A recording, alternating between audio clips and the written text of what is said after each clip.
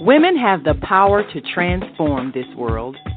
We can end crime and violence if we all agree to do one thing: share. Let's share our wisdom, share our time, share our talents, share our finances, but most of all, let's share our love. This is the Female Solution. Well, hello there. Technical difficulties this afternoon. How is everyone? I am so glad you're here. This is Michelle Renee, Education Network from the Female Solutions. Today we have a literacy queen from Chicago, Jurema Gorham. I found out so much about her this week as I've been scrolling through her social media and her websites.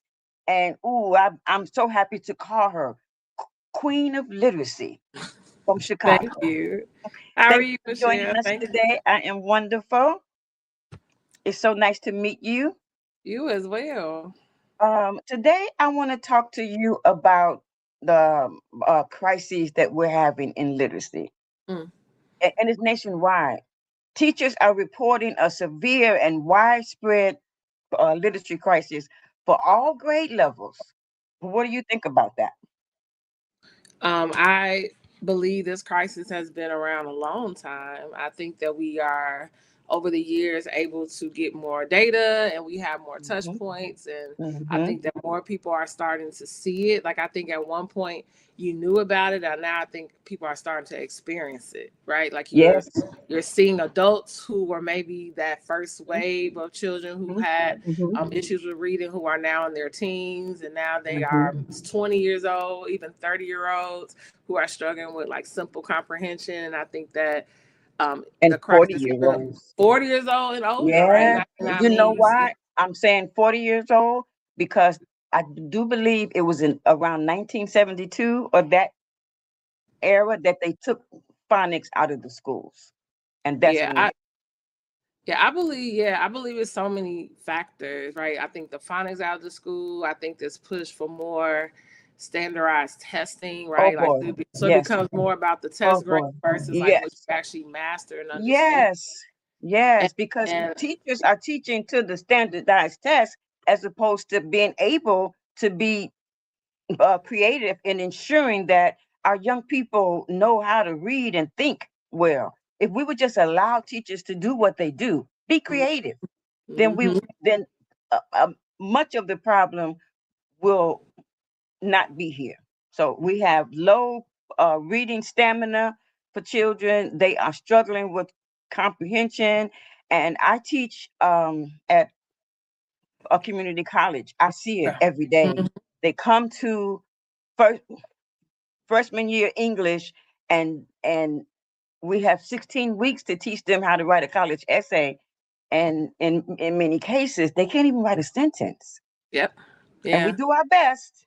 And so, it's difficult. It's tough. Educators all across the country are citing this issue and trying to do something about it.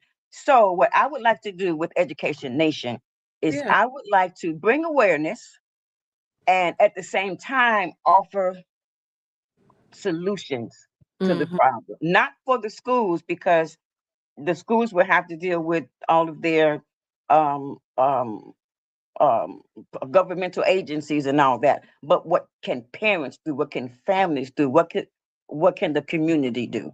That's what I would Yeah. like to offer with this. What can we do to help our own children so that they will not be part of that system where they are locked into service?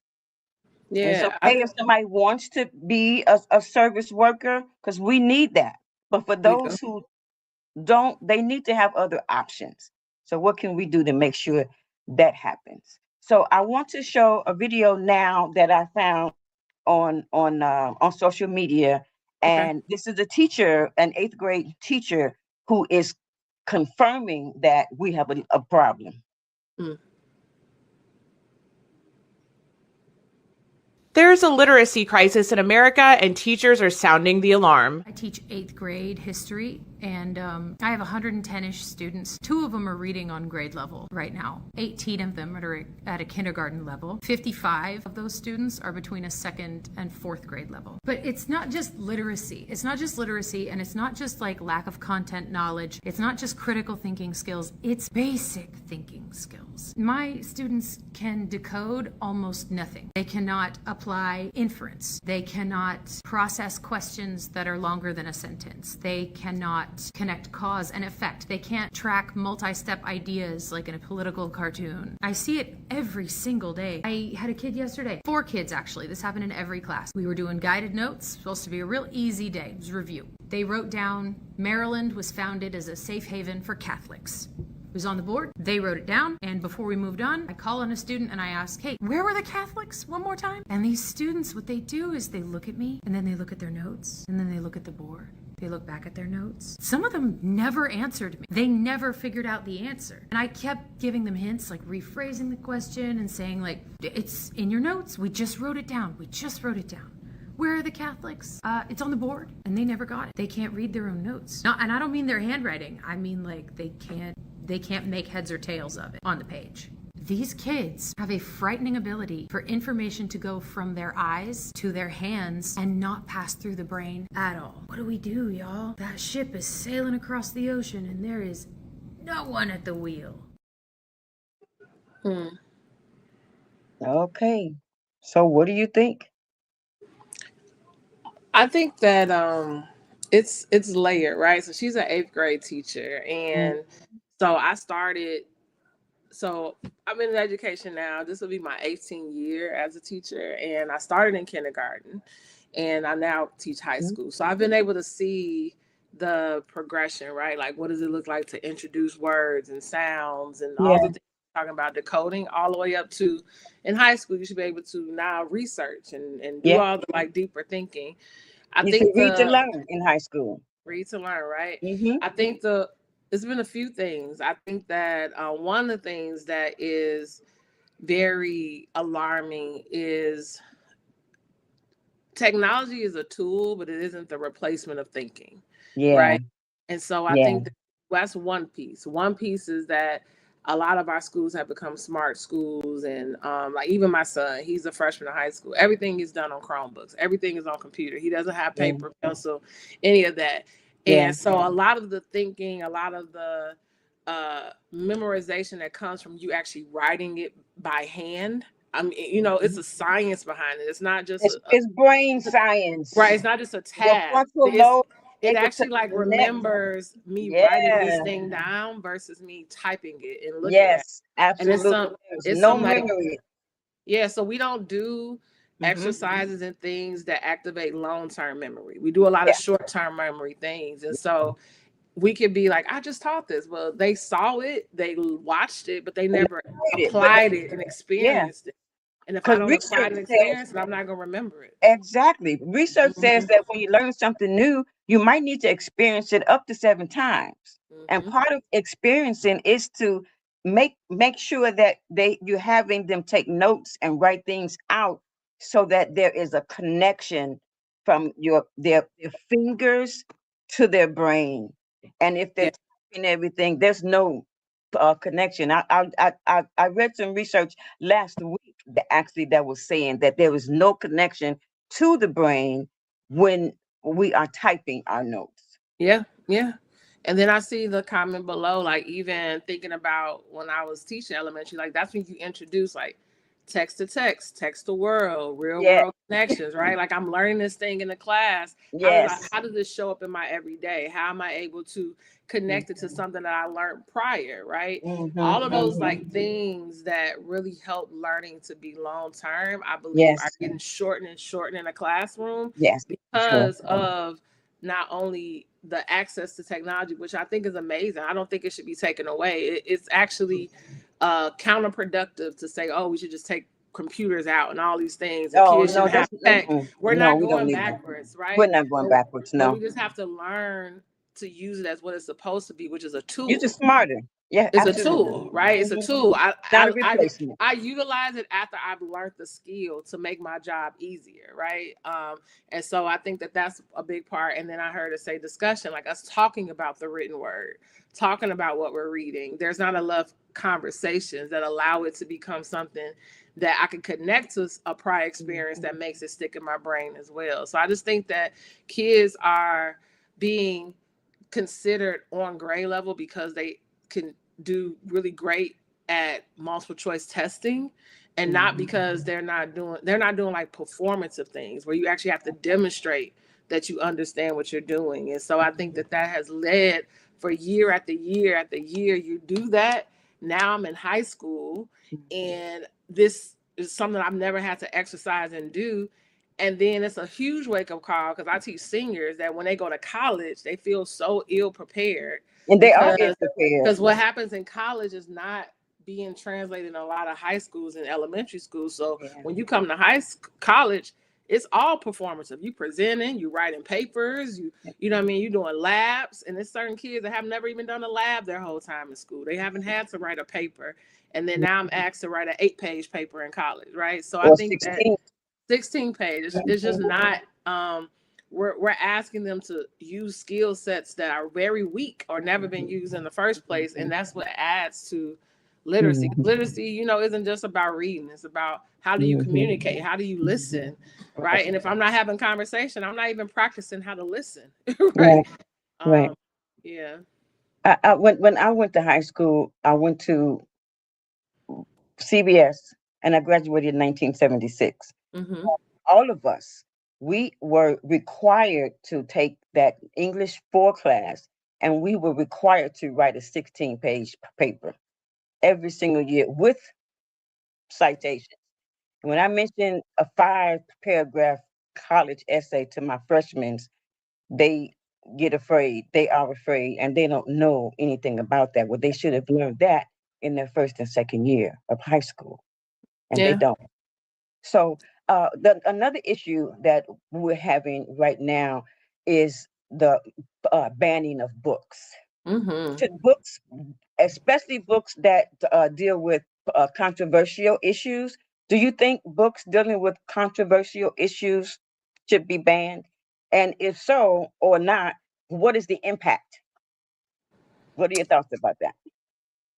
I don't think anything should be banned. Let me start there because I think that it's only controversial depend on who's making the decisions, right? Mhm, So mhm, it's only controversial if there's in some ways a revelation about even you that's going to come mhm. out, and so I Yeah, think that a lot of people um hand in hand, right? It's like we live in a world where I legit can look up anything I want, right? We're not in the space of, I know even for me, when I was in high school, still having to go to the library to get my sources was a thing, right? The internet was not a big thing. So we still had to go and get texts and had to be able to research and do all the things. And so that's how I became familiar with primary source, secondary sources, and I'm able mhm, to understand like who is the person speaking.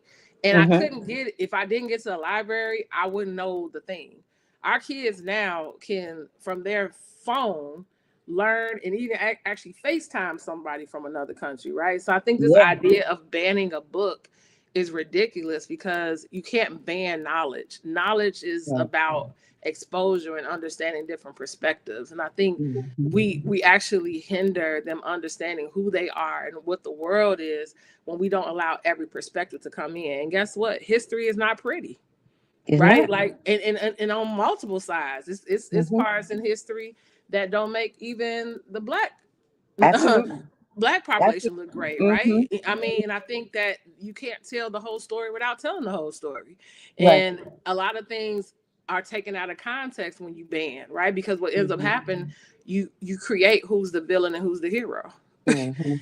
And Right. in most cases, if you allow me to make that decision, which I believe why you shouldn't ban books, is because like you're able to read and you're able to understand, like actually this action was taken as an effect of this other action, right? Mhm. But if you Mhm. don't allow me to hear that part, then it doesn't make sense, or it makes one side of the story just not truth, right? We can't say we telling the truth and you don't give the whole truth. And so Absolutely. I think that is the danger in, banning books. Like, understanding curriculum, you may have like level things, like maybe there's certain things primary grade shouldn't be reading yet, but to never have access to it is an issue, It's and definitely an issue. and so in my home I can control what my kids are doing and things of that nature. But if we're really like seeking knowledge, like knowledge is deeper understanding. I only get a deeper understanding by being able to have all the evidence in front of me. Yes. Yeah. So the first time I encountered you, Okay.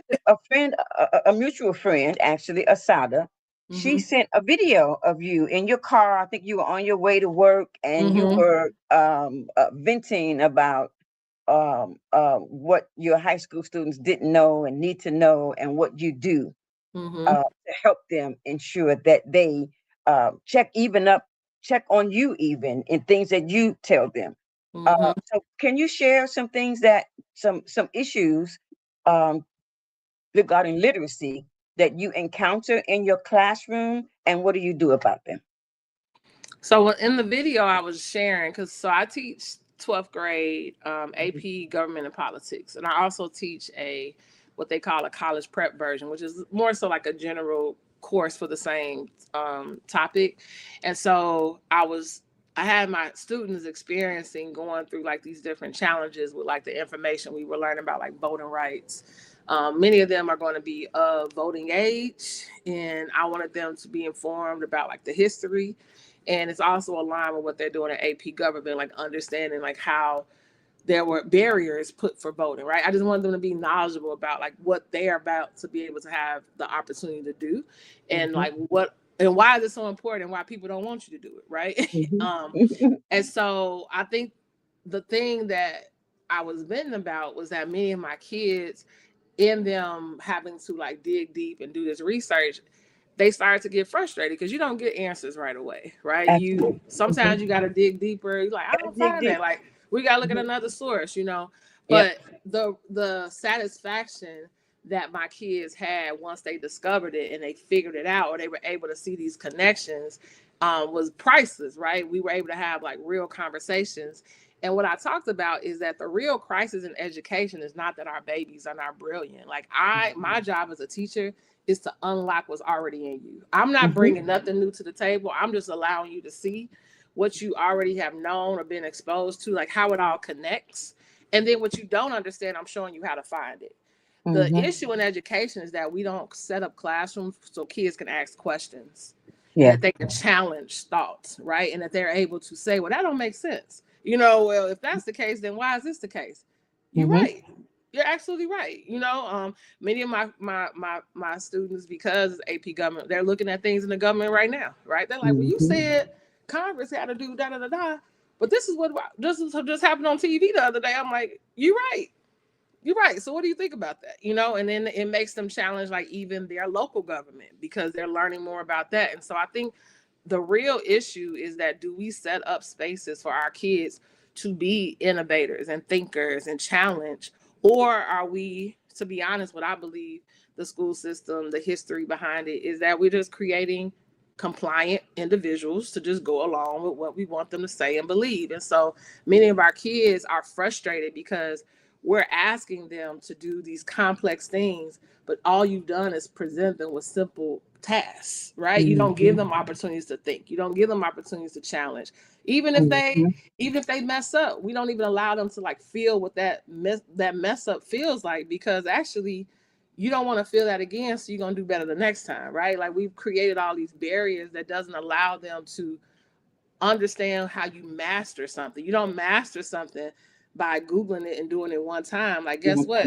The people that have created all things, like, they had to do like 100 trials, right? Yes. 50 trials. They had to get said no a few times, and but then once they got it, it felt so much of a success, because like, man, I worked through a thing, right? And I think that we are such in a instant gratification, want to get the score right now. The test is in 6 weeks. We ain't got time. Like, I know you got those questions, but that's not going to be on the test. So we're not even going to cover that. You know, Yes, like we're in such that kind of environment we that are. they are literally being made to be robots to just move forward. And if you're not compliant, you're being disrespectful. And it's like, no, I'm just curious. And curious is how I become more knowledgeable, right? And then we're like, go to college, where you're supposed to now have all this like critical thinking and all this innovation, but I've never been able to have a classroom that allowed me to do that, right? And so that's what I felt like is a disservice, is that my kids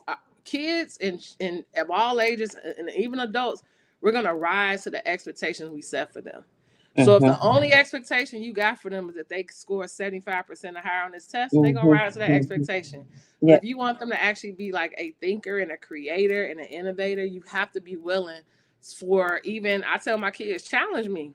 Because I'm not the end of the source either, right? It's things that they bring. I'm like, you know what? I don't know. Let's look that up right now, right? That's right. Like, That's right.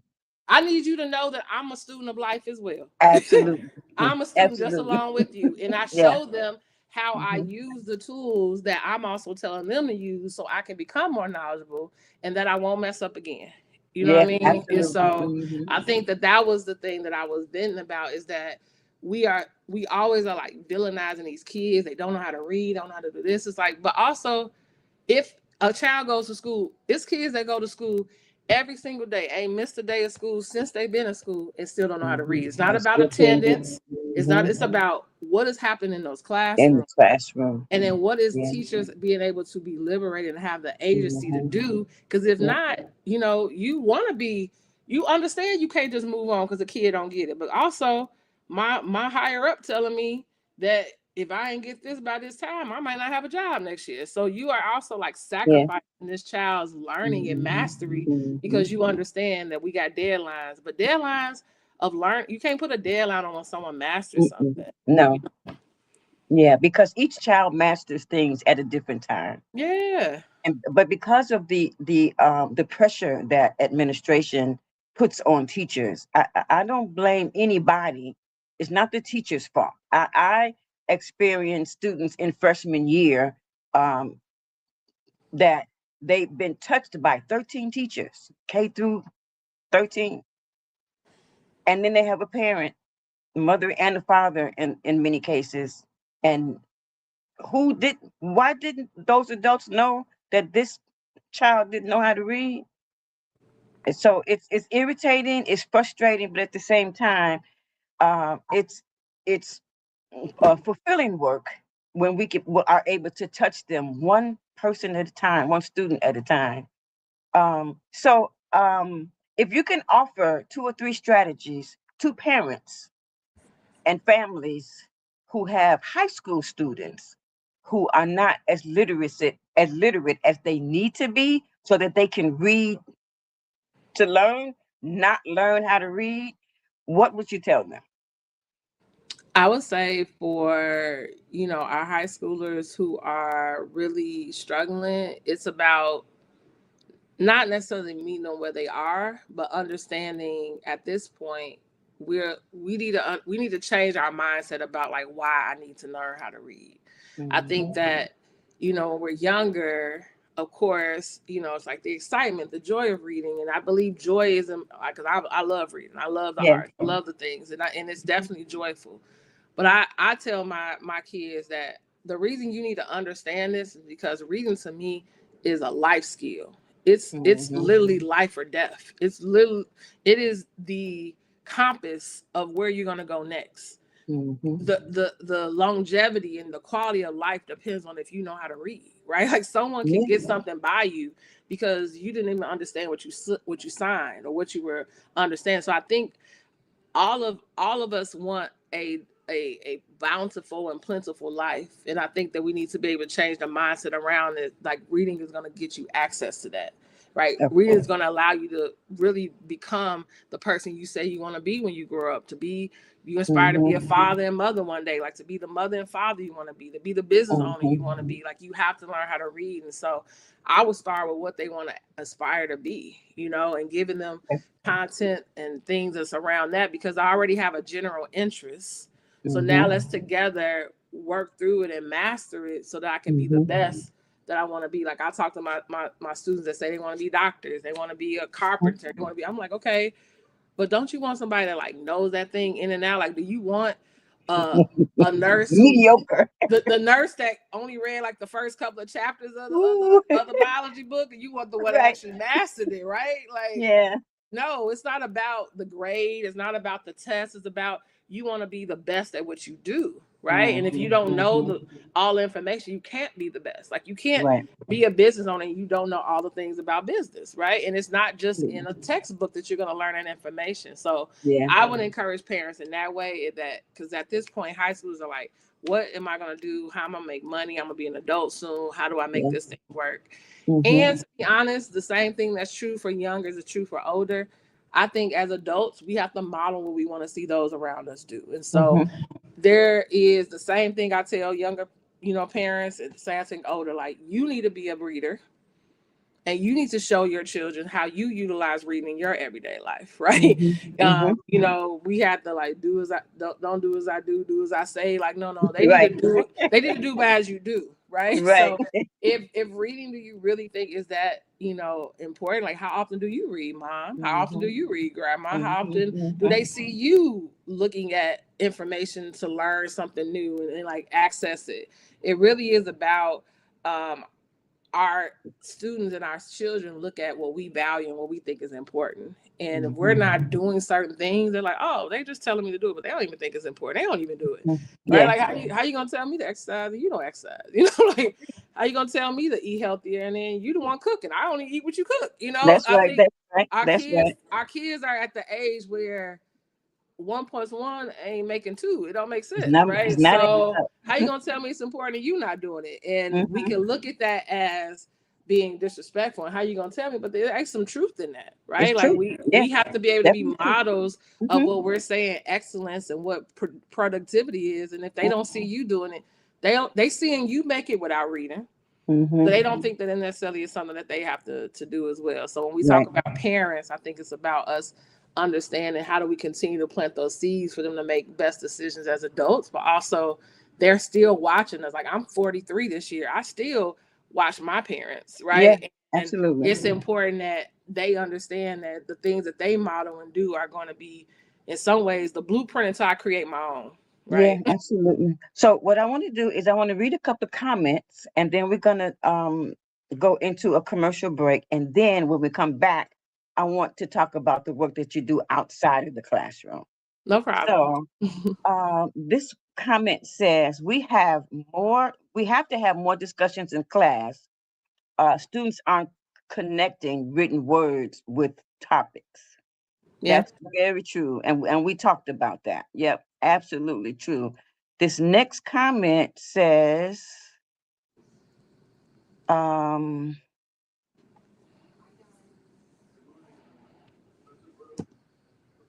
we may need to really be creative and act out things, do role playing in order to imprint things on our students' memories. Yes, I agree. Anything that we can do to help them experience what it is they are learning, anything. Like I said earlier, research says that students may have to experience, not hear or see, but experience information up to 7 times before it actually becomes embedded into their long-term memory.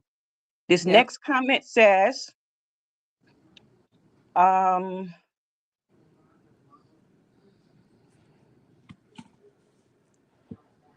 it says books are only banned because we wrote them telling our truths, not his story. Our stories should be told by us, not those on the outside looking in. Yes, I agree with that. And if somebody takes the time to write their story, then it should be available for anybody who wants to read it, as long as it's age appropriate. Yep. The next comment says, I really like that you are using semantic communication. I can hardly see this with your students. This is a game changer in classroom education. Yep. anything that we can do to help them experience Yep. questioning or challenges provide also a path to critical thinking. Yes, allowing them to formulate questions. It was a core principle in my home in growing up. Yes, I love that also. I have just last week actually. I have we just started a semester, so I had a student to. She had a question, but before she asked her question, she said, "Professor Israel, I don't want you to get upset." Mm. And when I asked this question, and after she asked her question and I answered her question, I had to tell the whole class, don't be afraid to ask a question. Yeah. Questions are important. Yep. Questions help to make sure that you are learning what you need to learn. And questions also help to generate your thinking so that you can think beyond what I'm teaching you. So I wasn't disturbed, but it kind of it hit me that That she was was telling, right? Right. yeah, Because those questions somebody is your brain making sense. It's making somebody sense of made what you're her saying. afraid to Yep. ask a question. Mm-hmm. So, and that's not good. This comment says, um, people have a variety of learning styles, and that has to be catered to. I agree. That's what I said about children, students, all students, even adult students. We need to experience things at least up to 7 times if it's brand new learning. That is the research. Sometimes people don't need to experience it 7 times, but sometimes they might need to experience it even more than 7 times. So Yep. as a teacher, it's my responsibility to create different ways to have students experience the learning. Yeah. Okay. And the last comment says, Naima Latif, you're correct. Scaffolding is always key in educating children and sometimes even adults. Absolutely. People have a variety of learning styles, yes, and they have to all be catered to. Yes, they do. And the last thing I want to say about that, I think it's important that kids experience the different types of learning style, because then as you get older, you understand it's not that I can't get it. I'm just not getting it presented in the way that I best understand. And you can give agency to that, because I'm Mhm, very much so a visual kinesthetic learner. Like mhm. I was one of those students that was in lectures, I get lost. I get lost in the words and just keep going on and on. And I was Yes. able to learn that by being a student and also learning that Mhm. about myself. So then I will ask a teacher, even when I was in college, like, can you give me an example? Yeah. Right. Or, Mhm, or I looked forward to when we did the actual like project or mhm, experiment, because now it's going to really lock in. mhm, And so when mhm. we don't give kids those opportunities, they don't know that it's not that you can't get it. You're just not getting it the way that you best can grasp it. And they can Mhm, have agency to advocate for themselves. Like I would mhm, tell my teachers, like, do you have this written down? Like, are we gonna get the PowerPoint? Are we, mhm. like I need to be able to go back over this, because you just Yeah. lecturing at me. I'm not gonna where my neighbor, that's all they needed. They just Yeah. needed to hear it once. But I need to Everybody's see it. different. I need to see it. And I also Ev- need to be able to like touch it and do the yeah, thing. everybody's different. And with Yep. that, it's time for a commercial break. Yes.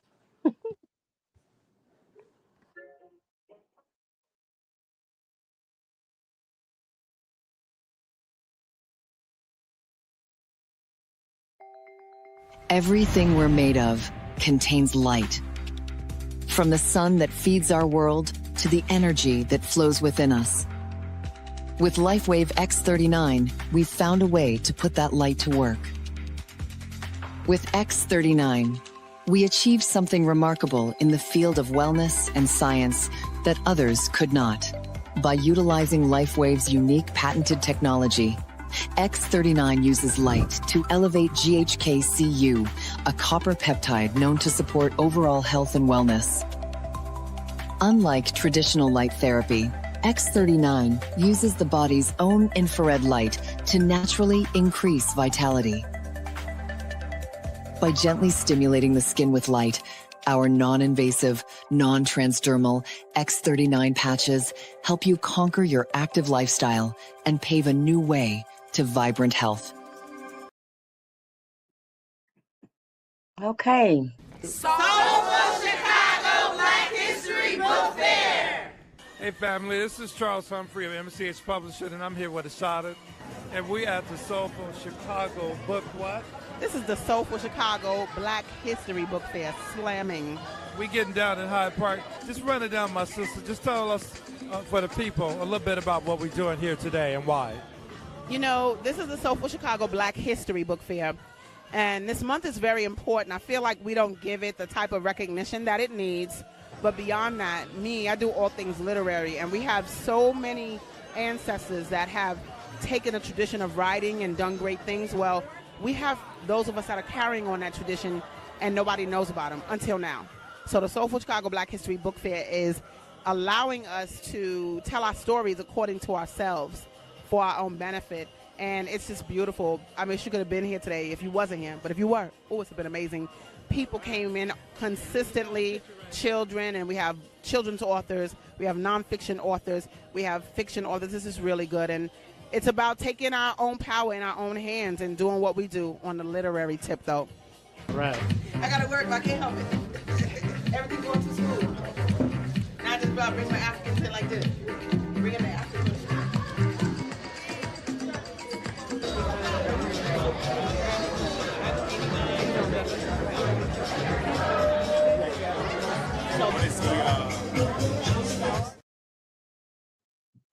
Okay.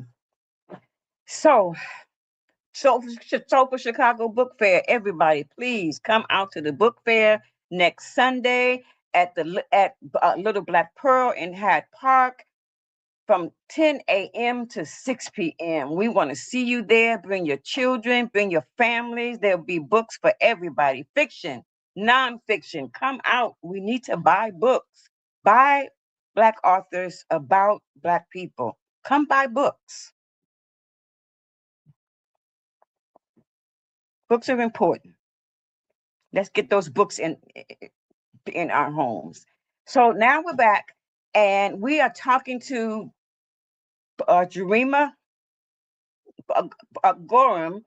She's an educator, a nonprofit leader, and community advocate. We just heard her voice giving us great information about what she does in the classroom and what parents should do at home. She's about youth empowerment, advancing literacy in our communities, and she provides cultural programming on the South Side of Chicago. In the beginning, when she first came on, I called her Queen of Literacy, a Chicago native. She's founder of and executive director of Burst Into Books.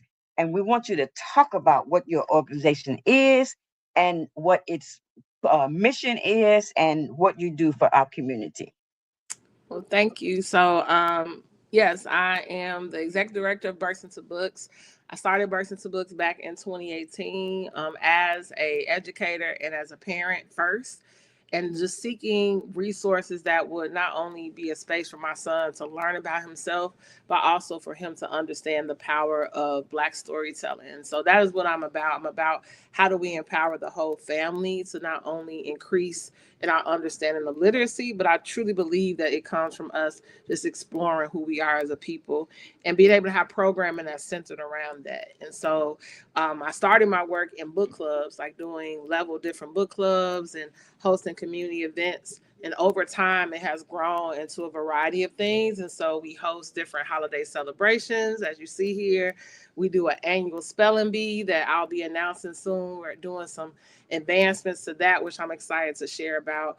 Each year, I host a literary festival. So this year will actually be our 5th year hosting our festival, and I'll talk a little bit about that later.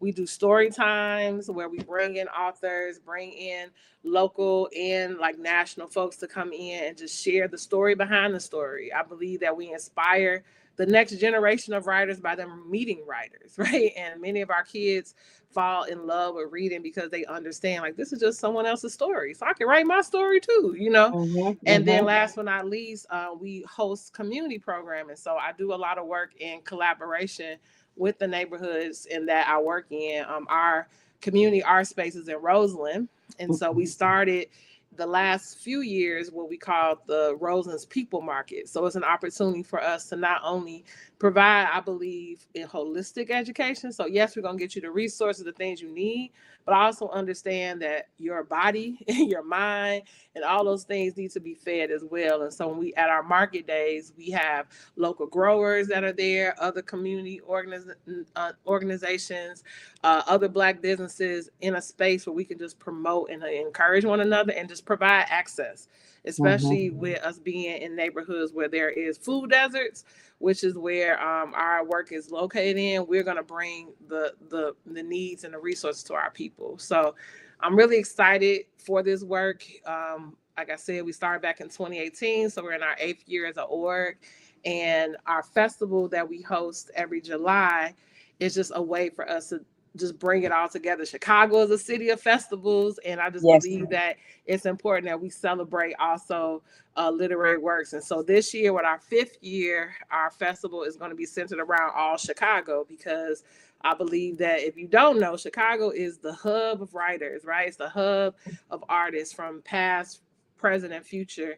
And then this is just showing us from last year. So each year we have a different thing. We bring in different folks. So this was last year. We had Kwame Alexander. We had Lisa Klein Ransom and her husband, James Ransom, London Ladd, youth artist Zion Ali. And then this is just an example of the different activations that we do. But very soon we'll be sharing about the 5th year one, which will be July 25th, and all the things we're doing to celebrate Chicago. So I just believe, to your point, our literacy crisis is going to happen outside the classroom, just being able to solve it in partnership with schools, right? In partnership with those who their main roles, educators, to do that work. But really, how do we, when that child leaves the home, continue the lessons and then continue the experiences? And so that's what I do with Burst Into Books. Right, I love it. I have a couple of images that I would like to show, and if you tell us a story about each of these images. I think I have 4. Okay. So here we are a CPS vendor. So we do after school programming. And so this is one of our teaching artists, Aaliyah Simone. She was working at one of the local schools doing an after school like writing workshop. And so she integrates the arts along with writing. So just doing like creative writing and allowing them to be able to, earlier someone talked about, express what they're learning. So they'll read a story, read books, and maybe they'll write a play about it, right? That was their report about it. They've done like different art crafts and things center, or even just, spoken word and writing poems, and just being able to show them different ways in which they can express themselves. So this is just a big part of our work in doing like after school programming. Okay. Next one. This was leading up to our fest last year. So we host a number of different events in the community around. This was actually at St. Sabina. We did a literacy fest there where we had different like activations. And as you can see here, we were doing like limbo with the kids, but we also had different areas where we had authors who had set up tables so they could be able to support them and learn more about their work. We had food. We had an outside like food pantry in partnership with them, like giving it to all the families that came. And so it was a really, really fun day of just like celebrating. It was like a mini level of our festival. So the kids had a great time. They were able to play with their families, enjoy all the different things, and everyone left with books. So this was what this event was. Okay, awesome. And this is a picture of my community art space in Roseland. So this is like from the stairs down. So this was, I think last summer, we had, like just different people in the store. So in our store, we sell books, we sell local authors, along with getting books through different publishers. We also have areas in the space where we support local businesses and we sell their products within our store. So this was just like a Saturday at the shop, right? Like people in talking and just supporting us and working throughout the day. Someone by the window is working. We have like a little co-working areas throughout the space. So this is just, if you come into our space, you'll be able to not only find a great book, but also just community, because I don't believe that our space is just about sales. It's about how do we build a hub where people feel like they're, welcomed and have a space in their neighborhood. Okay. What are the times that your space is open? Yeah, so we are open Tuesdays through Fridays from 2 to 6. And then on Saturday, we're open from 10 to 5. And then the earlier times, we are open for a group. So like we didn't open to the public till 2 because during the day, sometimes we have homeschool groups or other groups that come for field trips, or if you wanted to rent out the space for a meeting, or if you wanted to just come there to just work, we have it for the earlier time, like by setting that up that you can do that. But our open hours are 2 to 6, Tuesday through Friday, and Saturdays from 10 to 5 p.m. All right, all right. Fantastic. Awesome. I think I have one more. Yep. And this is something I'm super proud about. This is a mural that we worked with the city to get. It is right on the corner of 110th and Michigan. They were looking to do beautification projects throughout the neighborhood, and they knew of our work in Roseland, and they asked if we were interested in partnering with a local author, a local artist, my apologies, to do a mural. And I was saying, of course.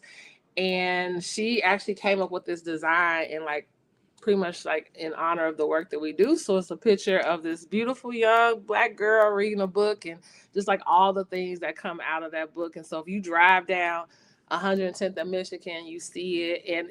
And the beautiful part of this story is that in her doing it, to see how the neighborhood was so excited, because if you have been in Roseland and you've seen it and you know it, like I grew up on the far south side going to Morgan Park. That Michigan Avenue was my strip, right? All right. Going to Gately. And so you remember like what it was when it was vibrant and all the things. And so to see investment coming back, like so many people were so excited as it was going. I'm like, man, this is so beautiful, man. This is great. So, Yeah. So this is what this is. It's a mural That's that was completed beautiful. last year. Yeah.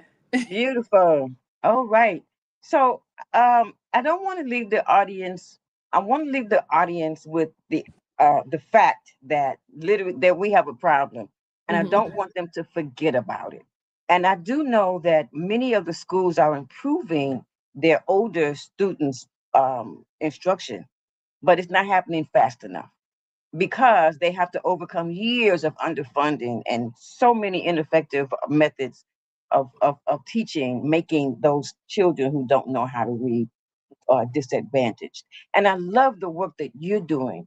And I hope that we can get older students in there buying books. And also, do you have a program where you give books away to high school students? If not, let's get some community people to buy some books and you give them away to our young people. Yep. So we definitely have books that we get donated and we receive, and we do give them out for free. Okay. Awesome. We also started last year starting to go into schools and doing book fairs, which has been really awesome. So we have a number of book fairs we've been doing. And I think that that's the thing too. Like kids don't like to read. Well, they don't want to read books that they don't think is gonna be good, right? Yeah. or isn't interesting. And so when they see when they see their faces, and when they see that it comes in all different genres, the number of kids that want to get a book and buy a book is amazing.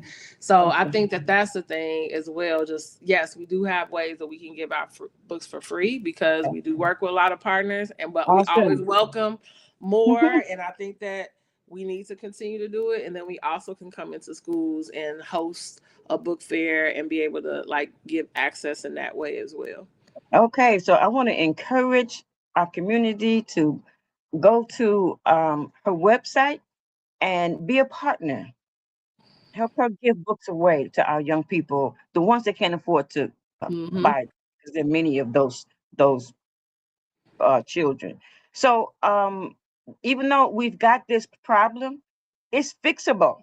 It definitely is. It's definitely fixable.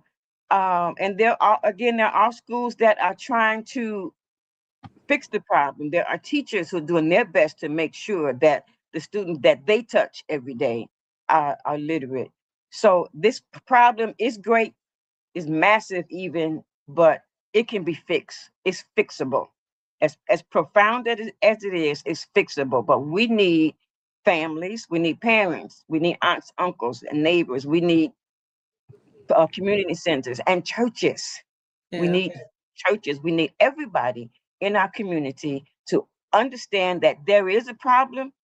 And in order for our young people to be able to not be wrapped up in the school to prison pipeline and all those things that come with not being able to read well and think well, understand what they're reading. We need that problem to be solved, and it need to be solved by our community. It's fixable. Yeah, I would So, want to say something to, I'm okay, sorry, to this no, no. comment. I agree. I believe that it is definitely fixable. And the solution is for us to understand that it takes us working in collaboration and not Mm-hmm, in this like pointing the fingers. I think that mm-hmm, that has been, when I see, we talk about a literacy crisis, they're like, well, where are the parents or where are the teachers or where's this? It's like, guess what? All of where's those spaces, everybody? where's everybody? And the issue Mm-hmm, is that everybody can't do it by themselves, right? mm-hmm, Like even me as a parent by myself is mm-hmm, not the answer, right? Like I'm a mm-hmm, big part of it. I'm his first teacher. All those things mm-hmm, are true. But also I need support from his school, right? I need support mm-hmm, from his basketball coach. I need support when we go to church, right? I need mm-hmm. my village to be able to be a Yeah, part of yeah, him being able to better understand, and vice versa. Like the school needs the support of parents. yes. The administration needs the support of the church that's next door, right? Mm-hmm, Like they only mm-hmm, can afford so much. So if we have people that volunteer to come and do stuff at schools, right? I think we have to see it as a crisis. And what do you do as a crisis? You pull all your resources together to mm-hmm, be able to get it done. You don't say, well, oh, I hope that's their problem to figure it out.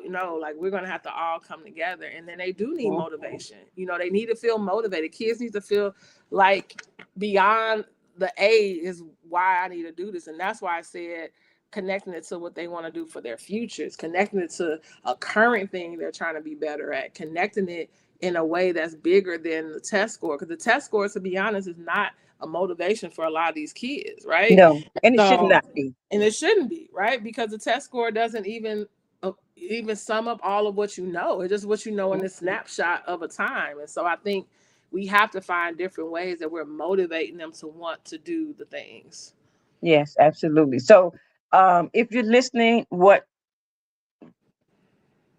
Jurema just described is the village that we've been talking about for years. We always hear and say it takes a village. What she Mm-hmm. describes is what that actually looks like. We need to stop using that term loosely and actually begin to practice it. And everybody has a part. Some of our parts are small and some are big. So, whatever part you can play, get in here and be a part of the village. There's a question in the chat. It's in the comments. The question is asking, would love to donate books and ebooks? Okay, so somebody from Higher Learning Network wants to donate books and ebooks. Go to her website, contact her, and let's get these done. Okay, so is there anything that you like to say? We are closing soon. What are your last comments? My last comments is one, thank you for this conversation, because I think that this is how we're able to start moving forward, is to just make it a part of our conversations, us understanding that I think we do shock factors. I remember it was like this big post that went out of like the low reading scores, and it was a hot topic for a few days and then it just went away, right? Went away. And I think it's just important we understand that this is not going to go away unless we are intentional about what we're going to do about it. And part of it is these types of conversations and us learning about one another. So everyone who's on here who says like, hey, I done this or I did that, I'm always open to how to collaborate, how to learn, how to build, utilizing my space for people to do tutoring, whatever program or workshop you want to do. I think that we have to talk about it and then we can see what we have access to and how we can expand. So I wanted to say that first. If you want to reach out to me in any way, if there's any way I can support you, you heard it, I give out books and you need them, let me know. If you know that your child's school needs a literacy night and they want to do something after school, we do that. Like, let me know how I could be a support. The last thing I would say is, to your point, it's not impossible. It's not going to happen overnight, but it's going to be solved by us making intentional efforts to make sure that our kids have what they need. And it starts, if you are a mom who's pregnant, it starts from the womb. Right. It starts from you talking to your baby. It starts from you speaking to them. It starts with the exposure. It starts with what their initial relationship is with reading. Like, I tell parents that all the time. My son became a lover of books. Now he's a teenager. That's a whole nother situation, right? Like, but the beginning of this journey, he was such in love with books because his first introduction to books was not homework. Yeah, it wasn't a test. It was us going to the library. It was me taking him to story time when he was a baby, right? It was us listening and doing the nursery rhymes. It was from him being able to have this love with imagination, so that by the time he got to school, it was like, oh yeah, I got a whole home library at home, right? Like, this is just what I do. And now that he's older, he's reaping the benefits of that, right? And now I have to, like, as I'm talking about how do we help kids be interested, I'm talking about for my own freshman in high school. I do the same thing. Like, look, you want to be in fashion, you want to do basketball, here's a book, read about that, right? Like, here's a person that you should look up what they're doing. And that is what's grabbing him back to reading. Maybe when he was younger, it was fairy tales and Marvel and all those. And now that he's older, it got to make sense to him. And so this is what you want to do when you grow up? Here, read about it. So I think we have to evolve as our kids evolve, but start in the womb. And then as they are growing, do know that it starts from the very beginning. If they're later in life and they don't have it, we have a village and people who can pour into them and help them to be better. All right. Awesome. Okay, it's time for another commercial break as we wrap up. Thank you so much. I really enjoyed you being here as a guest with me. And guys, this is my second show. Actually, it's my first show alone. I made a lot of mistakes. I'm going to get better. It was fun. And I had a lot to think about. Thank you so much for being my first guest. Oh, no problem. This is exciting. And I'll make sure I'm going to visit your bookstore, and I'll make sure I support you and encourage others to do so also, because it's for our children. Yep. And they're our children. So thank you so much. Literacy is freedom, and we have a literacy crisis. Children should learn to read from pre-K to 3rd grade. They should practice reading from 4th to 6th grade, and they should read to learn beginning in 7th grade and continuing through 4th grade. This video is sponsored by Rico Nance and Chemistry Steak and Brunch House in Hyde Park, Chicago.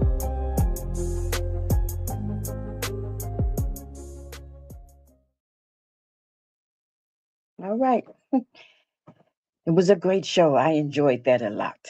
I can hardly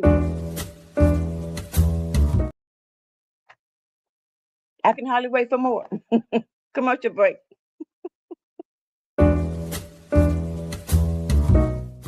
We've come to the end of our show today. If you missed any broadcasts, go to our website for the audio and video archives at www.thefemalesolution.com. On behalf of our team of radio hosts, I'd like to thank all of you who participated in today's discussions. And to our global family joining us from all around the world, we say thank you. To our family in China, xie xie. India, dhanyavad. Japan, arigato. Korea, kamsamnida. Russia, spasiba. Germany, danke. Poland, dziękuję. France, merci. Spain, gracias. Italy, grazie. Egypt, shukran. Ghana, madasi. Nigeria, eshe. South Africa, Ngiyabonga. Senegal, Jaref. Kenya, Asante. Israel, Toda.